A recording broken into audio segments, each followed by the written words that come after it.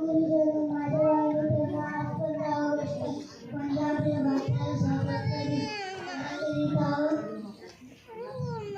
तुम्हाला खूप खूप शुभेच्छा. माझे नाव आदर्श आहे. मी आता तिसरी शिकतो.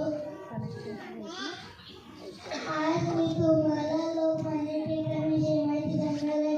लोकमान्य टिळक हे लहानपणापासून देशभक्त होते आणि त्यांना गणित व संस्कृतीविषयी खूप आवडायचे. मोठे झाल्यावर त्यांनी हिस्ट्री व मराठा असे पेपर सुरू केले.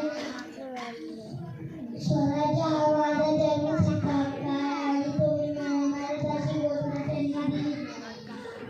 ते अनेक वेळा तुरुंगात गेले. तुरुंगात त्यांनी गीता देशग्रंथ लिहिला आणि ते एक जगन्य